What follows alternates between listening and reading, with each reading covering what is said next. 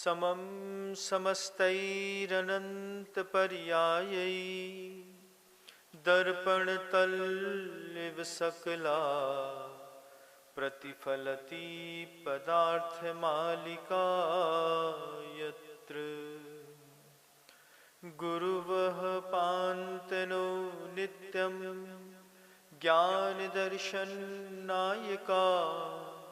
चारित्रार्णनो गंभीरा मोक्षमार्गोपदेशका। अहिंसा परमो धर्म की। परम पूज्य आचार्य भगवंत गुरुदेव श्री विद्यासागर जी महाराज की।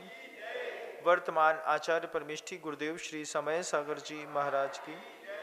समस्त मुनि संघ की।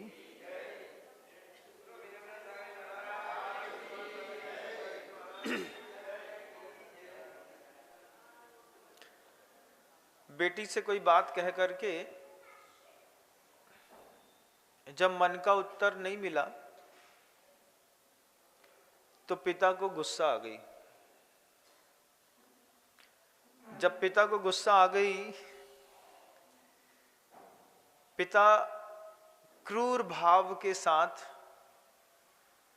बेटी के लिए अशुभ सोचने लगा। सोचा और किया भी। शादी कर दी एक कोढ़ी के साथ। कथा आपने कई बार सुनी है, प्रसिद्ध है, मैना सुंदरी और श्रीपाल की। कई बार सुनी है तो सुनाने का कोई मतलब तो है नहीं, लेकिन उसके बाद भी नवीन नवीन अर्थ निकालने का कौशल वक्ताओं का होता रहता है। पिता के परिणाम कितने क्रूर रहे होंगे, आंख बंद करके देखिएगा, विचार के साथ सोचिए कि एक कोढ़ी है, पूरे शरीर से घाव रिस रहा है।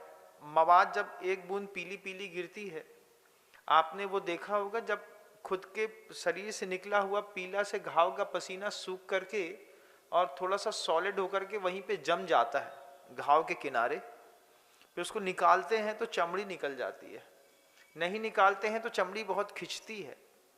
ऐसे पूरे शरीर की स्थिति थी उस श्रीपाल की।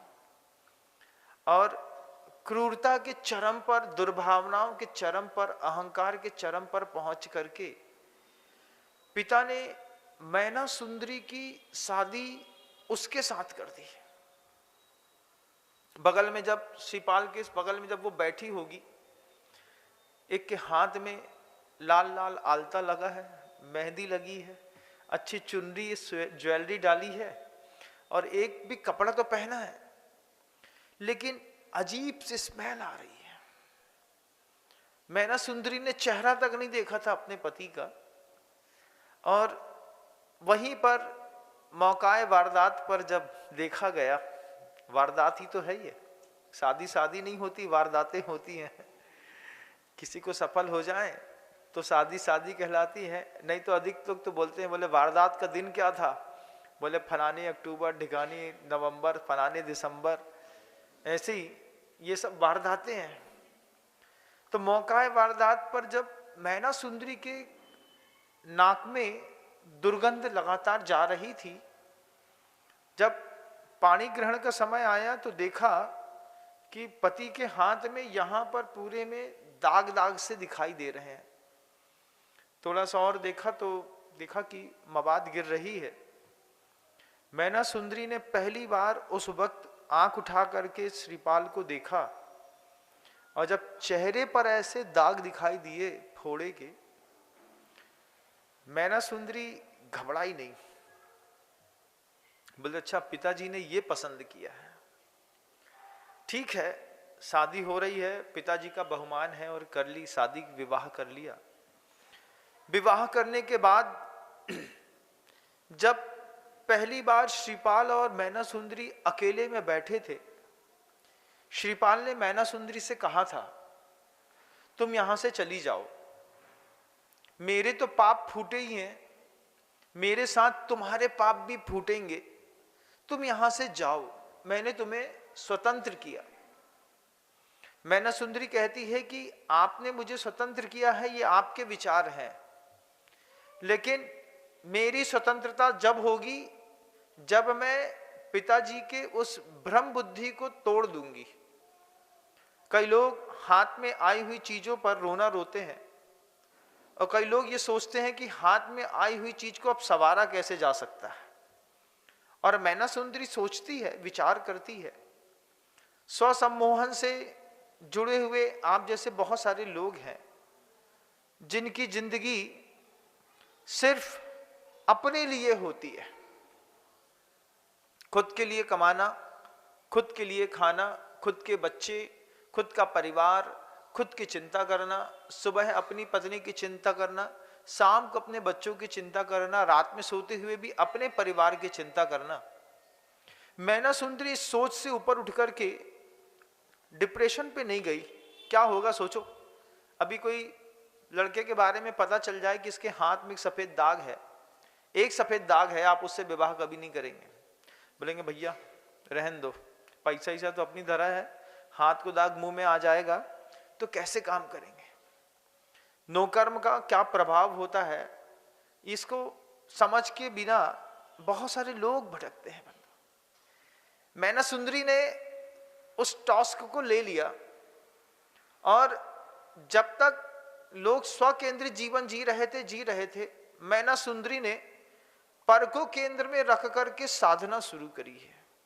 एक दंपति है, कोई जादू नहीं है उसके पास, कोई सिद्धि नहीं है, कोई रिद्धि नहीं है। जैसे आप जैसे सामान्य दंपति हैं, ऐसी वो भी बिल्कुल सामान्य दंपति है। और कहानी इसलिए सत्य है क्योंकि आगम ग्रंथों में लिखी है। आगम ग्रंथ की खासियत है याथा तथ्यम बिना च विपरीतात, जैसे को तैसा लिखा है बिना किसी विपरीता लाग लपेट को मिलाए हुए। फिर मैना सुंदरी जैसी कोई महिला घर में होगी, सोच रही होगी अपने पति को देख करके। कल एक बहन ने प्रश्न किया था मुझसे कि जैसे मैना सुंदरी ने अपने पति को कोढ़ से दूर कर दिया, क्या आज भी ऐसा कुछ हो सकता है? उस प्रश्न को मैंने रात में चिंतन किया। फिर मैं सोचता रहा कि काल भले बदल गया हो, लेकिन गृहस्थी तो गृहस्थी होती है। 5 पाप का त्याग ना मैना सुंदरी का है ना श्रीपाल का है।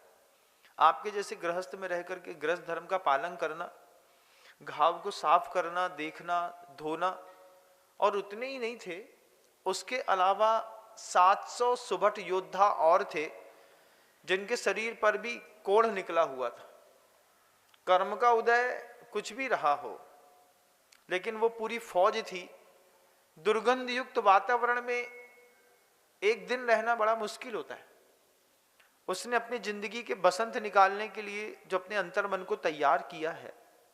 मैना सुंदरी सोचती है कैसे तीव्र कर्म का इनका उदय है, लेकिन कर्म के उदय को बदला जा सकता है। किसी के भी कर्म का उदय हो, मैना सुंदरी सोचती है। श्रीपाल कह रहे हैं मैना सुंदरी से तुम जाओ यहां से, मैंने खुद गलती करी। एक गलती तुम्हारे पिता ने करी तुम्हारी मुझसे शादी करके, दूसरी गलती मैंने करी तुम्हारी जैसी सुशील कन्या को अपने साथ रख करके। मैं ही मना कर देता। कई बार ईमानदारी इस चरम पर होती है, आजकल भी देखिएगा, कई बार हस्बैंड अपनी वाइफ से साफ साफ कह देता, भैया हमारी ताकत इतनी नहीं है, बस इतनी है, तुम्हें ब्याह करने हो सो करो, नहीं तो मत करो।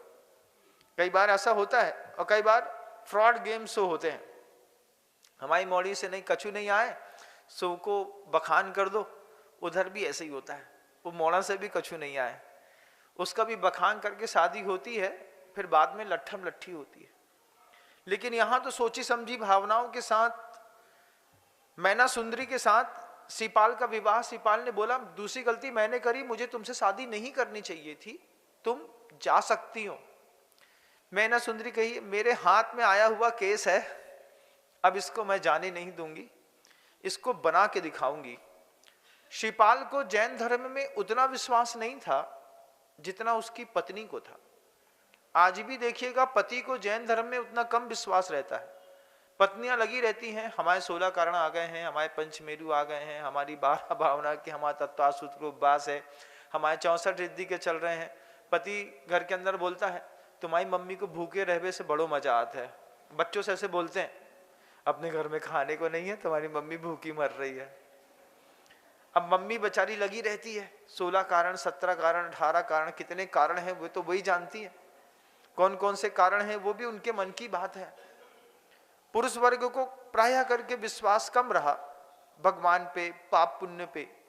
माँ बहनों को हमेशा से ज्यादा रहा। इसलिए माँ बहनों ने जो कमाल किया वो पुरुष नहीं कर पाए।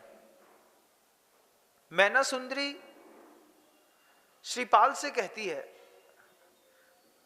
कि आपको क्या लगता है मैं आपको छोड़ के चली जाऊंगी? श्रीपाल कहते हैं मैना सुंदरी से, तुम जाओ, अभी भी मैंने तुमको मुक्त किया, मैंने तुम्हारा स्पर्श भी नहीं किया है, तुम अक्षत कन्या हो, तुम जाओ यहां से। मैना सुंदरी कहती है थोड़ा धैर्य रखो। मैना सुंदरी ने श्रीपाल को जो कहा था वो उदाहरण मैं आपको बता देता हूं। श्रीपाल ने कहा मेरे तेज पाप उदय में आ रहे हैं। मैना सुंदरी कहती है तेज पाप के उदय को बदलने की प्रक्रिया आगम ग्रंथों पे लिखी है, कैसे बदला जाता है। तो मैना सुंदरी ने श्रीपाल को एक उदाहरण दिया। श्रीपाल ने का उदाहरण था मैना सुंदरी का श्रीपाल के लिए। मैना सुंदरी कहती है स्वामी करेला देखा है ना, देखा है कितना कड़वा होता है। कड़वा करेला जो है, अगर मैं आपको आधा दूं खाने के लिए तो आप आधा भी खा नहीं पाएंगे। फिर अगर मेरे मन के अंदर ये चीज आ जाए कि इस कड़वे करेले को मुझे आधा किलो खिलाना है, तो श्रीपाल देख करके मैना सुंदरी को थोड़ा सा हंसते हैं। तो मैना सुंदरी कहती है श्रीपाल से कि स्वामी सुनो तो सही, आधा करेला खाने की ताकत नहीं है इंसान की। कितना भी पतला स्लाइस बनाओ, कच्चा करेला है, अगर उसको ऐसे सादा सादा दे दोगे तो दूसरे तीसरे करेला के बाद अंदर से गर्माहट सी लगने लगेगी, या तो उल्टी हो जाएगी या दस्त लग जाएगा। कड़वा खाने पर प्राय करके ये होता है।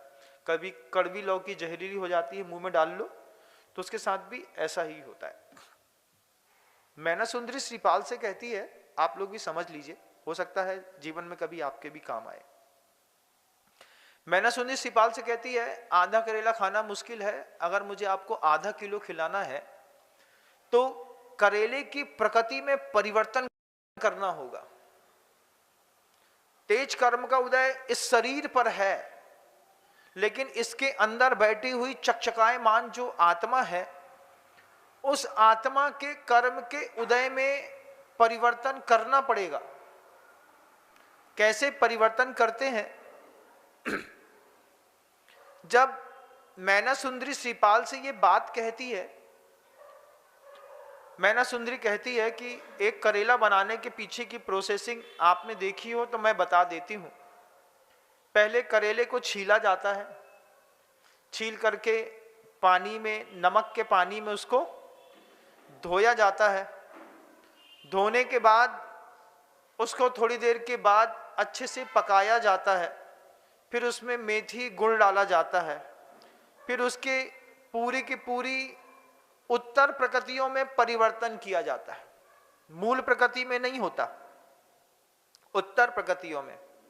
अगर ढंग से गुड़ डाल दिया जाए, अच्छा गरम करेला हो, थोड़ी सी मीठी शक्कर के साथ, मान लीजिए जीरा डाल करके सिका सिका नीचे ही तरी में थोड़ा सा जला जला सा हो जाता है ना, शुद्ध घी गुड़ के साथ मिल करके थोड़ा सा जल जाता है और उसमें करेला अच्छा सिक जाता है, तो खुरचन के साथ जो गरम करेला खाने का आनंद आया कि नहीं आया?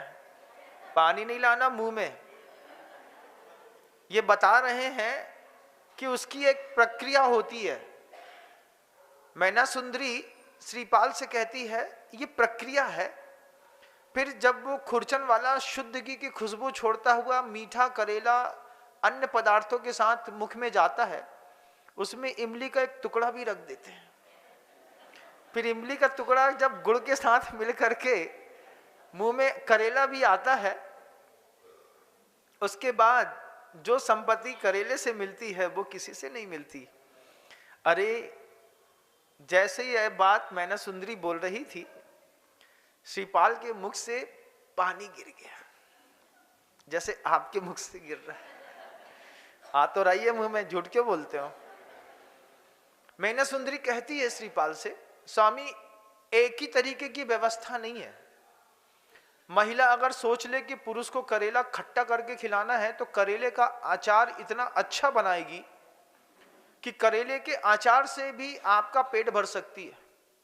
महिला के अंदर वो ताकत है कि करेले की लौंजी बना देगी, तो लौंजी बना करके ऐसा लगेगा जैसे मीठा रसगुल्ला खा रहे हैं। वो सब्जी बनाना जानती है, वो करेले का अचार बनाना जानती है, वो करेले की लौंजी बनाना जानती है, वो करेले का पराठा बनाना जानती है। एक दूसरा करेला भी होता है, वो आटे वाला होता है, उस करेले की बात नहीं कर रहे हैं। फिर वो करेले का पराठा भी बना करके खिला सकती है। आप दिल्ली के पराठा बाजार में कभी पराठा गली में जाइएगा तो आपको करेले के 70 आइटम मिलेंगे। जब मैना सुंदरी ने श्रीपाल से ऐसा कहा तो श्रीपाल मैना सुंदरी से कहते हैं, मेरे इस फूटे हुए पाप में तुम ऐसा क्या करोगी। बोले आपको तो अभी मैंने सिर्फ करेले का उदाहरण दिया है, अब मैं करेले का प्रयोग करके आपको दिखाती हूं। ये शरीर, ये जो फटा हुआ शरीर है, इसमें नाना प्रकार के जो दोष उत्पन्न हुए हैं, इस दोष को शमित करने के लिए सबसे पहले आप अपने अंतर्भाव को शांत करिए। शरीर में आपके भी किसी भी प्रकार का कोई रोग शोक दर्द पैदा हुआ है, एक बार आंख बंद करके सोचिए, अभी तत्काल में किससे जबरदस्त विरोध चल रहा है। तत्काल में कोई एक ऑब्जेक्ट मिल जाएगा जिसकी बात आपको बिल्कुल भी अच्छी नहीं लग रही है, उसके बारे में अच्छा सोचिए। है तो बहुत अच्छा, लेकिन कभी कभी बहक जाता है तो हमारा, लेकिन कभी कभी इधर उधर हो जाता है। जब आप ऐसा सोचेंगे तो आपको फील होगा कि आपका खुद का वाइब्रेशन नॉर्मल होना शुरू हो रहा है, और जैसे ही वो वाइब्रेशन नॉर्मल होता है तो फिर विकास की प्रक्रियाएं धीरे धीरे शुरू होती हैं। मैना सुंदरी ने श्रीपाल से कहा, आपको अभी किसके ऊपर बहुत ज्यादा क्रोध आ रहा है। वो कहती है, मुझे 2-3 शत्रु हैं मेरे। श्रीपाल कहता है, उसके बारे में मैं लगातार अशुभ चिंतन करता हूं। तो अशुभ चिंतन करने पर औषधियां काम नहीं करती। ये बात आपको पता है कि नहीं पता, मुझे नहीं पता। आप तो लगातार केमिकल वाली गोलियां खाते रहते होंगे, लेकिन उस वक्त, जिस वक्त मैना सुंदरी और श्रीपाल यहां पर थे, उस वक्त इस तरीके की कोई अशुभ औषधियां नहीं बनती थी जैसी आज बनती। एलोपैथी और आयुर्वेद, दो पद्धतियां तो पंचम काल की देन है बंधुओं। इसके पहले सिर्फ आयुर्वेद चलता था। आयुर्वेद की खूबी है, वो किसी का प्राण नहीं लेती। गर्भ में, पेट के अंदर कोई भी आयुर्वेद की औषधि चली जाए, वो विरेचन कर देगी, आपका मल निष्कासित कर देगी, आपको सुप्त कर देगी, लेकिन वो आपका प्राण नहीं हरेगी। एलोपैथी की अलग भूमिकाएं हैं। इतनी सी गोली ड्रिस्पिंस की जो खाते हैं ना, ड्रिस्पिन की इतनी सी गोली, जरा सी बात पड़ने पर कभी कोई दूसरी दवाई ले ली। कई लोगों के पैकेटों में बहुत सारी दवाइयां रखी रहती हैं। माँ बहनें कई बार अपने शारीरिक संतुलन को बनाए रखने के लिए या फिर उसको निष्कासन के लिए जो छोटी छोटी गोलियां आप लोग खाते हैं, आपको अंदाजा नहीं होगा कि ये गोलियां बनती कैसे। कोई भी केमिकल कंपोजिशन जब स्टार्ट किया जाता है, रिसर्च करी जाती है, सबसे पहले जानवरों पर इसके प्रयोग होते हैं। छोटी सी छोटी गोली क्यों ना हो, उसका सबसे पहले जानवर पर प्रयोग होगा। अब आप सोचिए कि 2.5 साल की एक बचिया है, उस 2.5 साल की बचिया को गर्भस्थ किया। गर्भस्थ करने के बाद उसमें जब शिशु आया, अभी उसका पूर्ण विकास नहीं हुआ है, उस पे शिशु आया, फिर उसको कुछ ऐसी केमिकल की गोलियां खिलाई कि उससे अचानक उसका पूरा गर्भाशय सहित वह बालक बाहर निकल गया। गर्भाशय कभी गाय का देखा है बाहर निकला हुआ? नहीं देखा है, नहीं देखा होगा, कुछ सिर्फ जानना सुना होगा। देखा है इन आंखों ने डिलीवरी के वक्त गाय का गर्भाशय 30-30 किलो का गर्भाशय होता है, पूरा का पूरा मल द्वार से बाहर निकल आता है। ऐसी तड़पती हैं गाय। उस वक्त 2.5 साल की बच्चिया का गर्भाशय छोटे से गर्भ के साथ बाहर निकला गोली खिलाने के कारण। फिर पता चला कि यही गोली दोबारा किसी बंदरिया के बच्चे पे प्रयोग हुई, खरगोश पे प्रयोग हुई, चूहे पे प्रयोग हुई, घोड़ी पे प्रयोग हुई, उसके बाद हथिनी पर प्रयोग हुई। इतनी गर्भाशय का निष्कासन किया उस गोली को खिला करके। उसके बाद स्लिम डॉग एरिया मिलेनियर्स लोग जो होते हैं, दक्षिण अफ्रीका की ऐसी बहुत सारी कॉलोनियां हैं जहां पर इंसान की कीमत कम है, पैसे की कीमत ज्यादा है। वहां पर उस गोली के प्रयोग का संशोधन करते हुए वो गोली उन लोगों पर प्रयोग हुई, महिलाओं पर। उस महिलाओं पर प्रयोग होने पर उन महिलाओं के शरीर पर होने वाले परिवर्तन के लिए फिर वो गोली जवाबदार हुई। फिर उसके बाद लगातार उसके बाद उधर से दक्षिण अफ्रीका से वो गोली चल करके पाकिस्तान, अफगानिस्तान, नेपाल, भूटान के लोगों के बीच में उसका परीक्षण हुआ।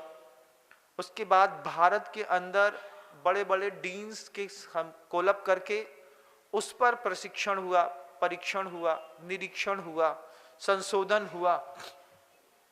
फर्क देखने में आया। बाद में एक छोटी सी गोली 15 पैसे की तैयार हुई, नाम रख दिया रेजिस्टोन। आप खाते होंगे। आप एक गोली जब चाहते हैं तब आधी धर लेते हैं मुंह में, एक खा लेते हैं, कभी 1.5 खा लेते हैं। माँ समझा देती बेटा आधी खा लियो, आधी में काम हो जाएगा। लेकिन एक केमिकल की गोली जो आप माँ बहनें सहजता में खा लेते हैं, आप सोचिएगा उसके चक्कर में एक हथनी मरी होगी, एक घोड़ी का गर्भाशय निकला होगा, गाय, चूहा, बंदर, उसके बाद कुतिया, इन सब पे प्रयोग करने के बाद दक्षिण अफ्रीकाओं की महिलाएं, उन महिलाओं के प्रयोग होने के बाद फिर पाकिस्तान और अफगानिस्तान से होते हुए वो भारत, फिर यहाँ पर भी जब वो सर्टिफाई हो गई, जो अच्छी पोटेंशियल स्टेट पर रहने वाले डीएनए स्ट्रक्चर्स की जो महिलाएं थी, उन पर भी जब ये लागू हो गई, उसके बाद ये विदेशों में गई। कोई भी रिसर्च सेंटर केमिकल का, किसी भी एलोपैथी की गोली का भारत के अंदर नहीं है। अमेरिकाओं में रिसर्च होती है, यहाँ पे उसकी कॉपी होती है। यहाँ पर मेडिसिन बनती जरूर है, मैन्युफैक्चरिंग होती है, रिसर्च नहीं होता। और जब आप देखेंगे कि जो बड़े बड़े डीन होते हैं ना यूनिवर्सिटी के, मेडिकल यूनिवर्सिटी के, इनको 50-50 किलो, 1-1 कुंटल सोना मिलता है। ऐसे सिल्लियों पे सिल्लियां ला करके ऐसे धीरे से पैक रख देते हैं, धीरे से बताते हैं 6 महीने तक इस गोली का प्रयोग जितने पेशेंट हैं सब पे पेशेंट पर करना है। अब आपके पर्चे पर डॉक्टर ने गोली लिख दी है, आप उसको लाते हैं, प्यार से खा लेते हैं। और ये बात बिल्कुल पक्की रहती है कि इस हॉस्पिटल से निकलने वाले पर्चे की गोली आपको इसी हॉस्पिटल के मेडिकल स्टोर से खरीदनी पड़ेगी। आप बाजार से ला करके नहीं खरीद सकते। जहां पर इस तरीके का जो बाउंडेशन रहता है, उस बाउंडेशन के पीछे डीन की जेब में गया 100 किलो सोना होता है। उस 100 किलो सोने के बदले में ये रूल्स लगाया है कि इस हॉस्पिटल से निकली हुई कोई भी पर्ची आपको इसी हॉस्पिटल के मेडिकल स्टोर से ही लानी पड़ेगी, वहीं से आपकी बिलिंग कटेगी। उस वक्त आप एक प्रयोगधर्मी के बीच में बैठे हुए लोग होते हैं। आपकी इस देह के ऊपर कैसे कैसे प्रयोग एक बार जाने पर, हॉस्पिटल जाने पर डॉक्टर करते हैं, आपको ठीक करके भेज देंगे। लेकिन उनका रिसर्च जो है वो उनको ठीक करने मात्र में कई गुना पैसा कहीं और से दिलाता है। इस तरीके के रिसर्चों के बीच में से केमिकल रिएक्शन के साथ वाली गोलियां आप सबके बीच में आती हैं। कोई भी केमिकल वाली गोली पेट में डालने से पहले एक बार सोचना, छोटी सी गोली है, इसको बनाने में जितने लोग मरे हैं इन सब का पाप भी मुझको लगेगा। फिर गोली अंदर डाली, जरा सी बात में थायरॉक्सिन खा ली, भूल जाते हैं इस बात को कि बछिया के गले के थायराइड की आंतों से निकाल करके थायरॉक्सिन बनता है। आपके गले में वो हो गया, कलगंड रोग हो गया, फिर थायरॉक्सिन थायराइड के चक्कर में आप या तो कम होने लगे, वजन कम होने लगा, या फूलने लगे, तो एक गोली खाते हैं ना अपन थायराइड की छोटी सी, उसके पीछे गर्भ में स्थित जो बचिया होती है उसकी मां का पेट जिंदा फाड़ करके निकाल लिया जाता है। उसके गले से निकलने वाले केमिकल से थायरॉक्सिन बनता है। इसको कोई छुपी हुई चीज नहीं है, सबको पता है, उसके बाद भी आप खाते हैं। मैना सुंदरी के समय पर इस तरीके की कोई औषधियां नहीं थी। आज नए जमाने की मैना सुंदरियां हैं, वे महिलाएं, मां बहनें जिनको हिंसा से डर लगता है, उनको मैं मैना सुंदरी ही कहता हूं। आत्मा की सुंदरता अपनी जानने वाला दूसरे की आत्मा की भी रक्षा करने की कोशिश करता है। अब आप देखिए, छोटी सी बात में सिर का दर्द हुआ, पीठ में दर्द हुआ, डॉक्टर चाचा के यहाँ गए, चाचा 2 गोली दे दो, बहुत दर्द हो रहा है। अब दर्द हो के चक्कर में 2 गोली खा ली, हो सकता है तुम थोड़ा अच्छा चलते बैठते, गर्म पानी पीते तो भी ये ठीक हो सकती थी। लेकिन तुम जरा जरा सी बात में जो एलोपैथी की गोलियां खाते हो, इसमें कितनी सारी दिक्कतें होती हैं, आप अंदाजा नहीं लगा सकते।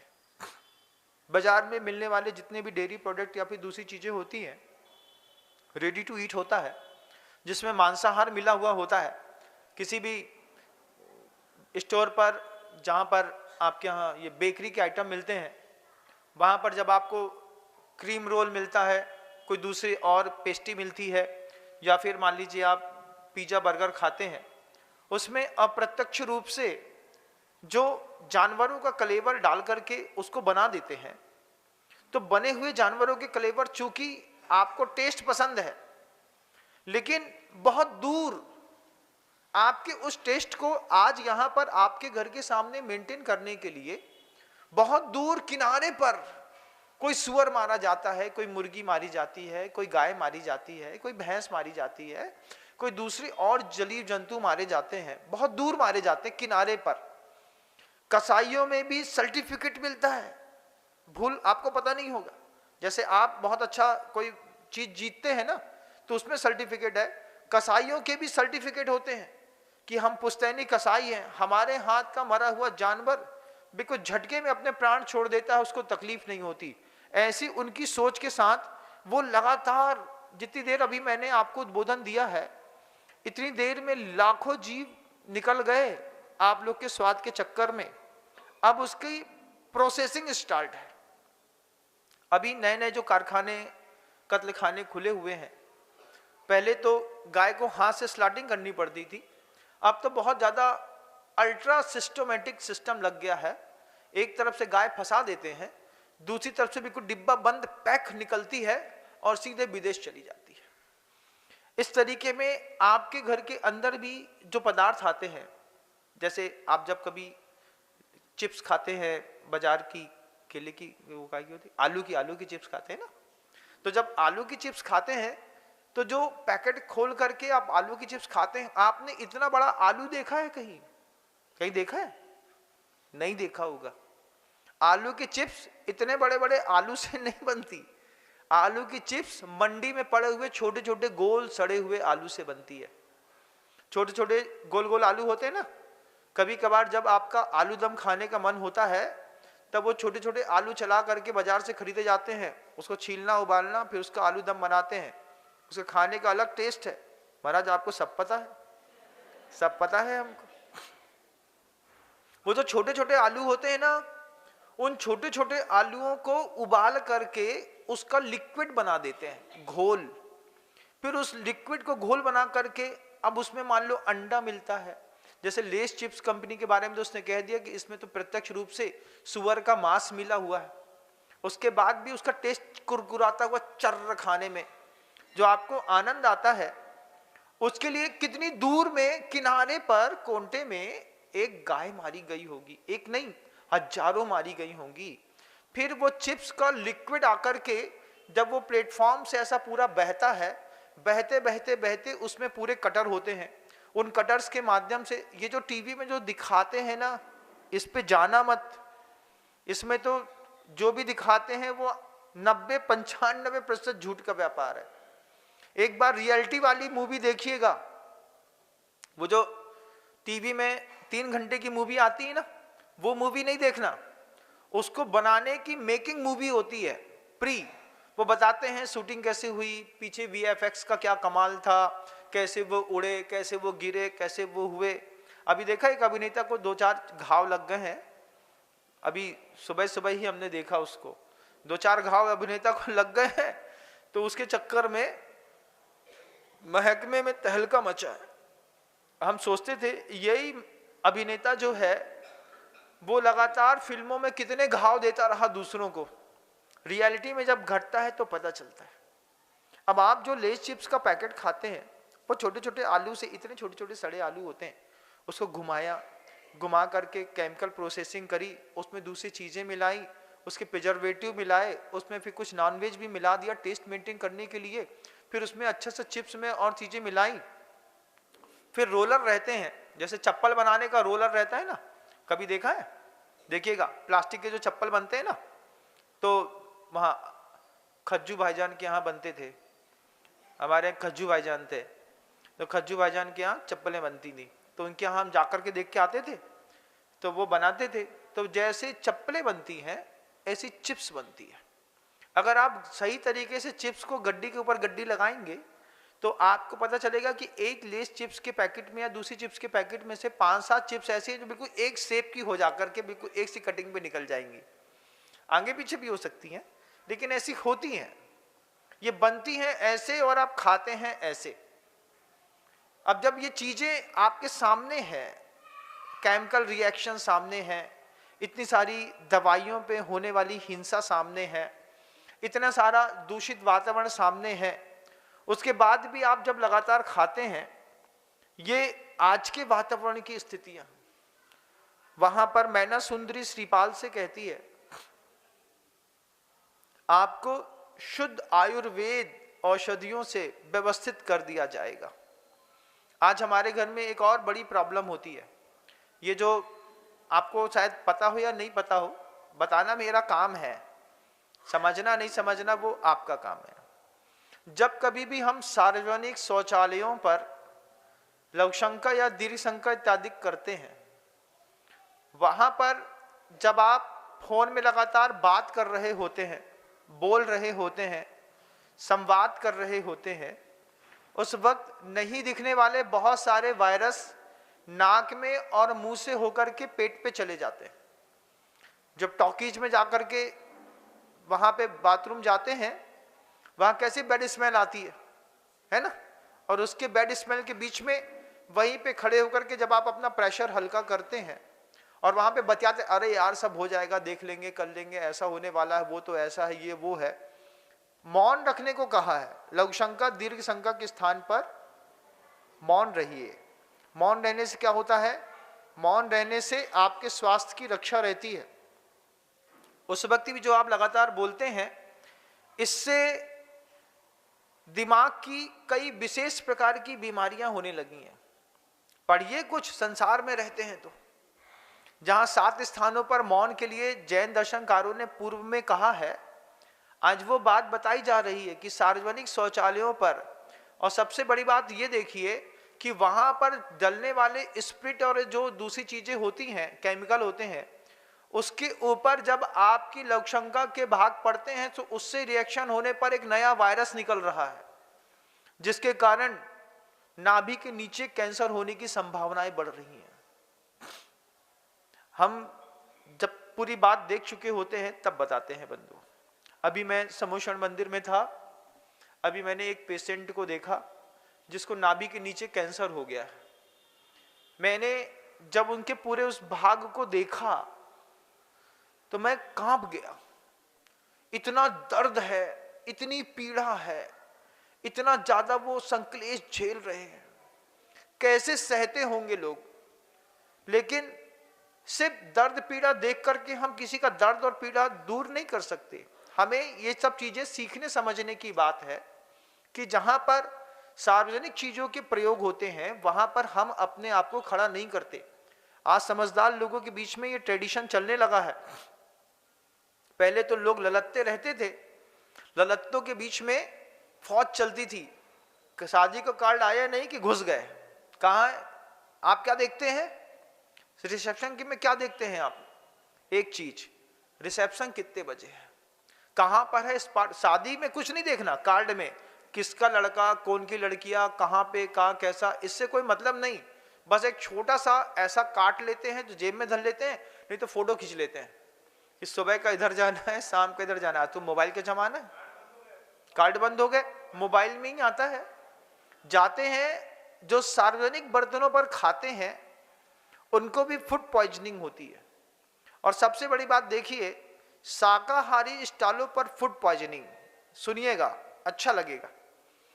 जब पूछा कि लौकी, सब्जी, कद्दू, कुमड़ा, खीर ये सब खाने से, रोटी खाने से या कोई विशेष प्रकार के स्टफ टमाटर खाने से फूड पॉइजनिंग हो गई, तब डॉक्टर क्या बोलता है कि फूड पॉइजनिंग कभी भी शाकाहारी भोज्य पदार्थों से नहीं होती। जब तक शाकाहारी में सड़ा हुआ मांसाहारी पदार्थ ना मिलाया जाए तब तक किसी भी शाकाहारी पदार्थ से फूड पॉइजनिंग नहीं होती।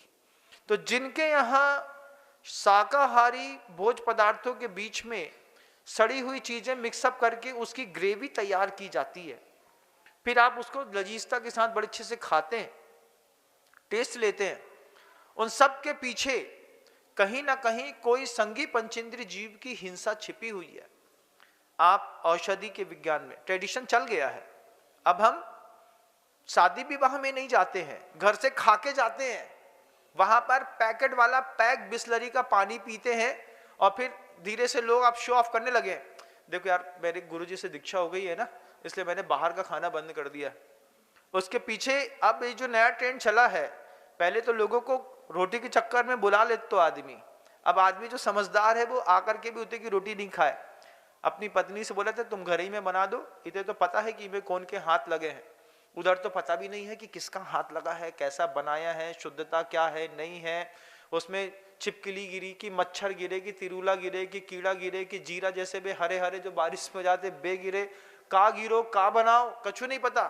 अंत में उनने बढ़िया देगी मिर्ची और लाल वाली मिर्ची को तचका मार के एक थोड़ा सा तेल का छौंका फेंका और जितनी भी नीली पीली हरी चीजें थी एक जैसी लाल दिखने लगी, थोड़ी थोड़ी पीली थोड़ी थोड़ी लाल, उठाई और अपने प्लेट में रखी, खा लो, यहां तक तुम्हारा अधिकार है। यहां के नीचे जाने पर शरीर में उस भोजन का क्या रिएक्शन होगा इस पर तुम्हारा अधिकार नहीं है। गुरु इतना बताते हैं, क्यों बताते हैं? क्योंकि वो चाहते हैं तुम मंदिर बनाओ, तुम हॉस्पिटल मत बनाओ, और तुम लगातार हॉस्पिटल बनाने में लगे हो। जब कभी भी कोई साधु संत दान के लिए प्रेरणा देता है तो आदमी मन खींचता है मंदिर में, अरे बहुत मंदिर मंदिर करते हैं, हम हॉस्पिटल हॉस्पिटल करते हैं, चलो हॉस्पिटल बनाते हैं अपन मिलके, सारे दुनिया के दुष्कर्म करो, फिर अच्छी गड्डियां निकालो घर से। कब हो? दादी को कैंसर होगा महाराज, गए 18 लाख हॉस्पिटल निर्माण में। फिर उसके बाद एक्सीडेंट हो गया, हॉस्पिटल निर्माण में। हड्डी घुर रही, हॉस्पिटल निर्माण में। आंख को रेटिना खराब होगा, हॉस्पिटल निर्माण में। बाल सफेद हो गए, हॉस्पिटल निर्माण में। लगा है तुम्हारा पैसा सुबह से लेकर शाम तक, हॉस्पिटल निर्माण में। फिर एक आदमी हो तो ठीक है, घर के अंदर 7 मेंबर और 7 के 7 मेंबर लगे हैं हॉस्पिटल निर्माण में। हमारा जो मोड़ा तीसरे दिन फिर बीमार, एक की नाक बंद नहीं हो रही, एक की छींक बंद नहीं हो रही, एक को बुखार बंद नहीं हो रहा है, एक की सोच बंद नहीं हो रही है, एक की नाक छींक से खांसी लगातार चल रही है। परिवार का प्रत्येक सदस्य लगा हुआ है। कहां? एकमात्र एक सूत्री कार्यक्रम है, हम सब मिलकर के हॉस्पिटल निर्माण में लगे हुए हैं। लगे रहिए, मना थोड़ी है। और अगर हॉस्पिटल निर्माण बंद करना हो तो फिर थोड़ा सा आयुर्वेद की तरफ लगिए। सुबह इतना सा नीम का दातून चबाइए, 15 मिनट तक चबाने के बाद उसी दातून को ऐसा घिसिए, घिसने के बाद ऊपर नीचे अप एंड डाउन करिए, थूक दीजिए। एवरीडे डाइट कंट्रोल रहेगी, डायबिटिक कंट्रोल रहेगी। सुबह इतना सा नीम का दातून बस चबाना है। लेकिन आपको तो बाबू है, कोलगेट, पेप्टोडेंट, दुनिया जमाने की पता नहीं काका। आजकल तो वो जैसे सेंट लगाते हैं ना, हाँ हाँ, वो सेंट लगाने के जैसा वो स्प्रे आ गया, मुंह में डालो, बोले होगा। का होगा भैया, हम तो नाम तक नहीं समझ पाते हैं। बोले महाराज जी वो ऐसा ऐसा करना पड़ता है। हमने कहा भैया इते इते करो जात तो। बोला वो इते होने लगो है। अब लगे हैं आप हॉस्पिटल निर्माण में, तो कितने सारे लोग लगे हैं हॉस्पिटल निर्माण में, पूरी दुनिया लगी है हॉस्पिटल निर्माण में। उसमें कुछ लोग लगे हैं मंदिर निर्माण में। मंदिर निर्माण वालों के घर के अंदर बीमारियां नहीं आती, उनकी आंख में चश्मा नहीं चढ़े, उनके घर में कोई को कैंसर नहीं होए, कोई को हार्ट की प्रॉब्लम नहीं है, कोई को डायबिटीज नहीं है, कोई के पाप नहीं फूट रहे, कोई को कोढ़ नहीं हो रहा हो, कोई के बच्चेदानी के ऑपरेशन नहीं हो रहे हैं, कोई के घर के अंदर की हड्डियां नहीं घुर रही, कोई को टीबी नहीं हो रही। काय लगे हैं सुबह से शाम तक मंदिर निर्माण में।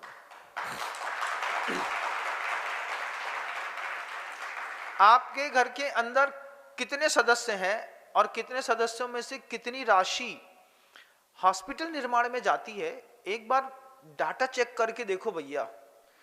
जब मम्मी की तबीयत खराब होते ना, जरा सी बात में 2300 रुपया की, 4000 की, 2500 की, 7000 की दवाइयां घर के अंदर आ जाती है। माँ है, माँ को ऐसा थोड़ी छोड़ सकते हैं। अच्छी सच्ची दवाई देंगे आप, इथिकल देंगे, जेनेरिक नहीं देंगे।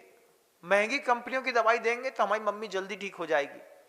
लेकिन एक चीज हमेशा पूछता हूं कि अगर दिगंबर जैन गुरु की बात सही ढंग से सुनी होती, समझी होती, तो जितना पैसा तुमने हॉस्पिटल निर्माण में लगाया है, हॉस्पिटल निर्माण का स्टाफ हमेशा फलता फूलता है। 3 इंडस्ट्री ऐसी हैं जो दुनिया में कभी फेल नहीं होती, हॉस्पिटल कभी फेल नहीं होती। तुम कुत्ता पालवे की हॉस्पिटल खोल लो, चाहे इंसान संभालवे की, वे दुनिया में कभी फेल नहीं हुए। हॉस्पिटल इंडस्ट्री कभी फेल नहीं है, होटल इंडस्ट्री कभी फेल नहीं है, और एजुकेशन इंडस्ट्री कभी फेल नहीं है। विद्यालय खोलिए, होटल खोलिए, हॉस्पिटल खोलिए, गली से में सड़ी सी गली में भी 2 अगर बेड डाल दिए हैं, वो सदा सुहागन रहते हैं। कहता है सिंदूर तेरा, तेरी बिंदिया कहती है, तेरे मत्थे मेरी हॉस्पिटल चमकती रहती है। आप चलाते रहिए, कोई आपको मना तो कर नहीं सकता है। क्यों? क्योंकि अगर मैं कहूं कि सुबह सुबह इतना सा नीम का दातून मुंह में चबाना है 15 मिनट तक, फिर दिन भर आपको डायबिटीज और इंसुलिन की प्रॉब्लम नहीं होगी, 6 महीने तक रेगुलर करने पर हो सकता है आपको डायबिटीज की गोली नहीं खानी पड़े। लेकिन विनम्र सागर की बात क्यों समझेंगे अपन तो लगे हैं हॉस्पिटल निर्माण में। लगे रहो, आशीर्वाद है मेरा, भगवान सद्बुद्धि दे। कोलगेट पेस्ट आया, सोचो जहां पर टीवी चैनलों ने जहां उम्मीद नहीं थी वहां पर भी कोलगेट पेस्ट पहुंचा दिया, लिप्टन की चाय पत्ती पहुंचा दी, तुलसी की पत्ती लगी रहती थी ना गमले में। सुबह सुबह मम्मी दूध बनाती थी तो कहते थे चाय दे दो। भाई बेटा अपन चाय नहीं पिए ना, पापा के लाने चाय होते। तो तुलसी की पत्ती तोड़ी, मम्मी ने बांटी, उसी में डाल दी, थोड़ा सा अदरक उसी में डाल दिया, थोड़ी सी उसमें इतनी सी दालचीनी डाल दी, अच्छा शक्कर डाली, लो ये तुम पी लो, जे पी के बड़े भय सो अच्छे दिखत। तुम लोग चाय पी के बड़े भय, तुम्हारी महिमा ही अपरंपार है। तुम लगे हॉस्पिटल निर्माण में, हम थोड़ी लगे हॉस्पिटल निर्माण में, अपन तो भैया मंदिर निर्माण वाले हैं। क्यों? अपना तो एक सूत्री कार्यक्रम है, देव शास्त्र गुरु की जैसी आज्ञा है वैसा बोलना है, देव शास्त्र गुरु की जैसी आज्ञा है वैसा भोजन करना है, देव शास्त्र गुरु की जैसी आज्ञा है वैसा सोचना है, वैसा सोना है, वैसा चलना है, वैसा जीना है। हम चलते अपने माई बाप के भरोसे, तुम चलते पता नहीं बट टीवी वो चप्पल के बराबर हाथ में रहते ना मोबाइल, ऊके भरोसे वो मैं कछु दिखा दो, हाँ इतना ही चल रहे, पहुंच गए।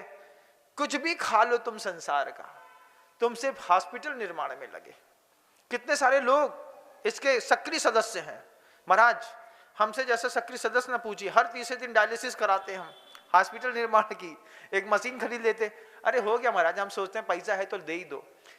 हमने अभी समर सिटी गया था मैं, यहाँ पर इंदौर शहर के अंदर आउटर पे है, वहां पर एक संत ने हमको, सज्जन ने बताया, हम 25 साल से डायलिसिस करा रहे हैं, हर महीने का 26,000 रुपए का खर्चा है सिर्फ डायलिसिस का, उसी पे जिंदा है।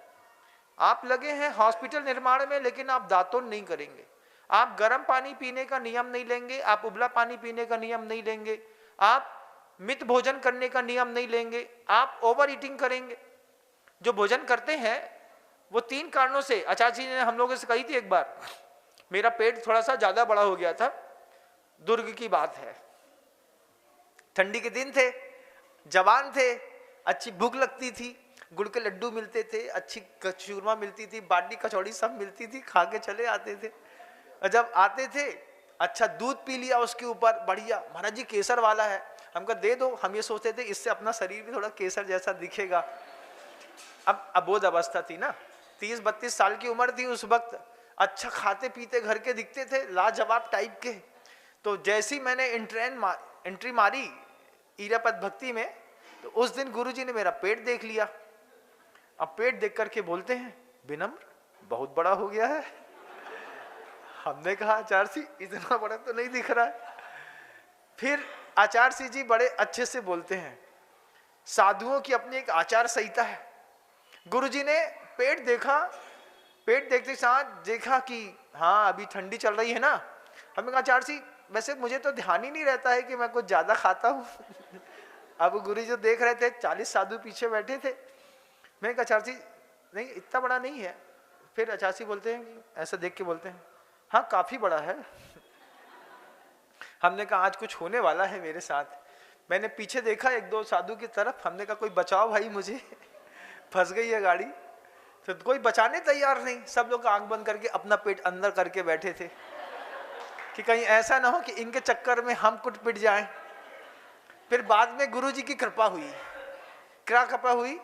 गुरुजी बोलते हैं हम चाहते हैं हमारा घोड़ा भगवान महावीर की जैसा जवान बना रहे।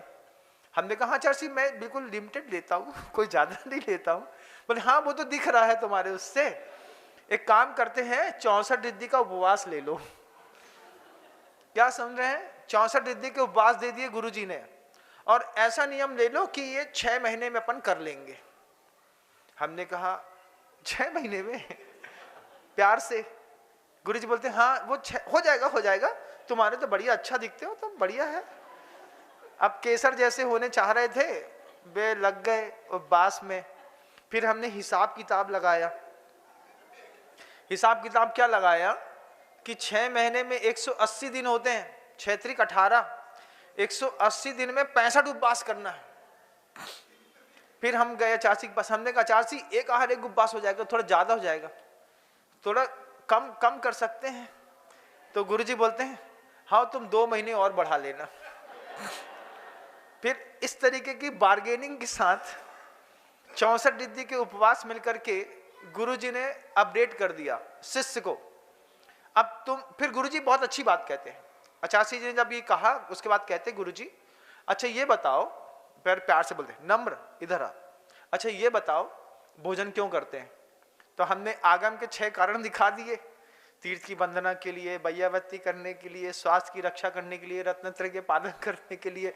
बोले ये सब तो तुमने मूलाचार के बता दिए, तुम ये बताओ कि तुम जब आहार करने जाते हो तो क्या सोच के खाते हो? इच्छा पूर्ति के लिए, आवश्यकता पूर्ति के लिए, कि लक्ष्य पूर्ति के लिए? जब गुरुजी ने मुझसे ये कहा कि आप आहार करते हैं क्या सोच के करते हैं? इच्छा पूर्ति के लिए, और इच्छा हो रही, उसने बहुत अच्छी चीज बनाई है और हमारे प्रतिकूल है, तो क्या हम उसको खा लें? अरे महाराज आपने हमारा दिल तोड़ दो, हमने 7 मीठा बनाए थे, आपने एक में भी हाथ नहीं धरो। हमने कहा अबे हम तुम्हारे मीठा में हाथ धरते, लोग हमारे कंधा में हाथ धरते, हमें नहीं भैया, हम तुम्हारे मीठा में हाथ नहीं धर सकें। क्यों? अपना शरीर भी तो देखना है। शावक के आचार्य जी बोलते थे शावक 40 चीजें बनाता है, शावक 40 चीजें देगा, तुम 40 चीजें खाओगे तो उसका पुण्य बढ़ेगा, तुम्हारा पाप बढ़ेगा। तो क्या करना? शावक 40 चीज दिखाएगा, एक पूरी फ्रूट्स की थाली दिखाएगा, एक ड्राई फ्रूट्स की दिखाएगा, एक सब्जी की दिखाएगा, एक दूसरी चीजें और चटनी पापड़ अचार मिठाई की दिखाएगा। उसका तो काम है, वो तो पुण्य कमाना चाहता है। पहले हमको ऐसा लगता था, चौके में जाते थे तो ऐसा लगता था अपना बहुत तेज पुण्य भैया, इतने सारे आइटम। घर के अंदर तो 2 सब्जी मिलती थी, 2 सब्जी, दाल चावल, एक चटनी, नमक पापड़ अचार और गरम रोटी, इतने पे सब हो जाता था। फिर कलाकंद जो होता वो तो बब्बा की बची हुई प्लेट से थोड़ा बहुत खाने मिलता था, वैसे नहीं मिलता था, वैसे ही मिलता था। फिर मम्मी से मांगो तो डिमांडिंग में मिल जाती थी। 15 दिन में 2 बार अच्छे गरम गुलाब जामुन मिलते थे। ये घर की सामान्य जीवन शैली होती है। सब आपके घरों में भी ऐसे ही होगा, वो तो साधु के चक्कर में इतनी राजाशाही हो जाती है। फिर आचार्य जी ने जो शब्द हैं उस शब्द पे आप भी गौर करिए। गुरुवर कहते हैं आप जो भोजन करते हैं वो काहे के लिए करते हैं? आवश्यकता पूर्ति के लिए, इच्छा पूर्ति के लिए कि लक्ष्य पूर्ति के लिए? उस दिन गुरुजी ने कहा एक अच्छा कार्यकर्ता जब तैयार होता है ना साधु, सिर्फ अपनी लक्ष्य पूर्ति के लिए भोजन लेता है, उतना ही जितने में उसका काम चल जाए।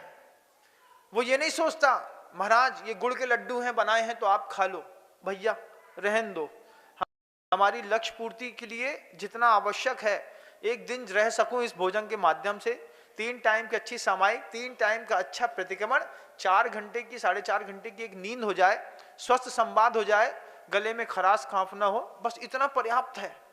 दाल भात रोटी, यही बात चोखी गुरुवर हमेशा कहते थे कि दाल भात रोटी खा करके अपना काम कर लो, सौभाग्य है। गुरुजी ने हमसे कहा, उसके बाद हमने दुनिया से कही ये बात। आज मैं आपसे कहता हूं, आप जब किसी भवरी लाल की मिठाई के स्टोर पे जाते हैं, जब आप मधुरम में जाते हैं, 56 में जाते हैं, रात को 12 बजे सराफा में जाते हैं, फिर यहाँ पर वो 4 भुजा वाले की कचौड़ी खाते हैं, ऐसी झन्नाटेदार कचौड़ी है उसकी, बिल्कुल लाल मिर्ची से तली और सनी। क्या नाम है उसका? लाल बाग की लाल कचौड़ी, लाल बाटी, हाँ जो भी है, जो भी है। तो वो कचौड़ी, फिर लोग बोलते हैं महाराज कचौड़ी ऐसे खाते हैं और ऐसा खींचते रहते हैं, ऐसा पसीना बहता रहता है, ऐसा पोंछते रहते हैं और खाते रहते हैं। हमने कहा फिर इसका टेस्ट भी इधर जाता होगा। बोले थोड़ा बहुत चला जाए तो कोई दिक्कत नहीं है महाराज, लेकिन उसके बिना रहा नहीं जाता, तेरे बिन रहा ना जाए, ऐसी स्थिति। और फिर मैं आपसे वो चीज पूछता हूं, बताइए ना, मुझे अच्छा लगेगा कि आप आवश्यकता पूर्ति के लिए भोजन करते हैं, लक्ष्य पूर्ति के लिए करते हैं कि इच्छा पूर्ति के लिए करते हैं? तो जो लोग इच्छा पूर्ति के लिए लगातार पेट भरते रहते हैं, कुछ चटोरे ऐसे रहते हैं जेब में 1500 लेकर के पैदल निकलते हैं रास्ता में, 2 रुपये की फुल्की खिला दो, 1 मीठा खिला दो, आधा डोसा खिला दो। बोले क्या? बोले हमें थोड़ा थोड़ा खाना है सब, और टेस्ट करके घर के अंदर लौटेंगे, फिर हॉस्पिटल निर्माण में लग जाएंगे। अब चला गया, हाजमोला खाएंगे, 4 हाजमोला खाई, ढूम ढूस हुआ रात में, फिर सुबह उठ करके जैसे तैसे हुआ तो ठीक। सोचो एक गुलाब जामुन बाजार का मुंह से जाता है तो बहुत अच्छा, लेकिन अगर मान लो पेट ही में रुक जाए और बाहर ना आए तो फिर महाराज उस गुलाब जामुन को निकालने के चक्कर में कम से कम 4 लाख तो मान के चलो। कितना रिस्की, हाई रिस्की जोन पे लाइफ है आप लोगों की। अपन तो संतुलित जीवन वाले लोग हैं, तुम सदी हुई चीज दिखाओगे, उसमें भी हम सदा हुआ लक्ष्य पूर्ति के लिए लेकर के निकलते हैं। लेकिन आप लोगों को सोचना चाहिए, यह संवाद मैना सुंदरी और श्रीपाल के बीच में हो रहा था, हमारे आपके बीच में नहीं। हाँ आप तो बहुत शरीफ हैं, हम तो सिर्फ सुना बस रहे हैं, आप तो दूध के धुले हैं। खराब तो वो श्रीपाल था जिसके शरीर में कोढ़ हुआ था। मैना सुंदरी श्रीपाल से कहती है आपको व्यवस्थित होने के लिए, रोग मुक्त होने के लिए सबसे पहले अपने मन से ईर्ष्या छोड़नी होगी। श्रीपाल विचार करने लगे, श्रीपाल क्या सोचते हैं इसके बारे में हम आपको कल बताएंगे। आपका समय हो गया है, शब्दों को विराम देता हूं। गुरुदेव श्री विद्यासागर जी महाराज।